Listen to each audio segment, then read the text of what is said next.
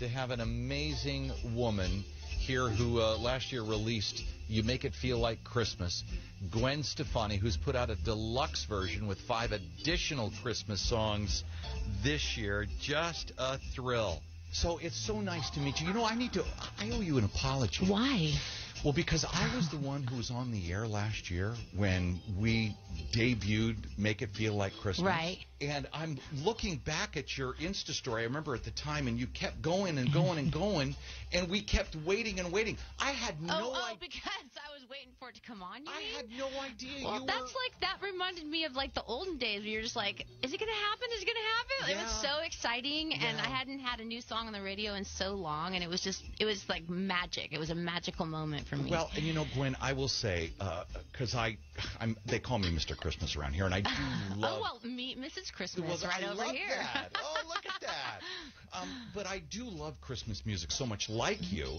And the thing about You Make It Feel Like Christmas is, and I've been saying on the air, this is the best pop Christmas song Wow. in years and years and years. I'm getting the chills right now. Well, Thank and you. I do believe, Gwen, that this is a song that's going to live. You're going to make me cry. I don't want to make you cry.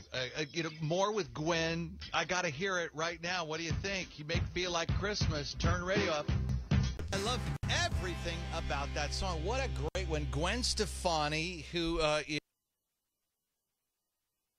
on our AT&T Sound Stage that you're able to hear on the Ellen K Morning Show next week. And I just got to tell you, I love the song. It's going to last forever, and it's just... Gwen, it's so great having you stop by before you go perform.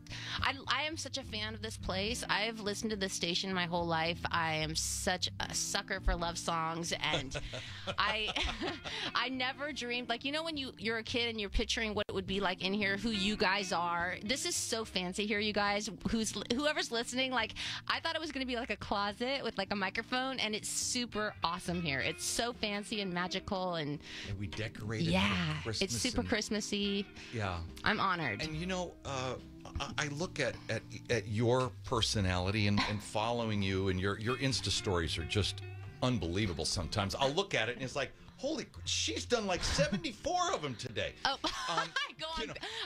I'll be like absent forever, and then all of a sudden I feel like sharing. Right. But then, you know, you look at Blake's personality, and, you know, you think about just the style of music, where you come from. I mean, No Doubt was an alternative, which crossed over into top 40. Blake being a country guy. And you think, where could there be to meet? But music is just a thing. It's really the two personalities, and I see you guys together and I go, this is real happiness to me.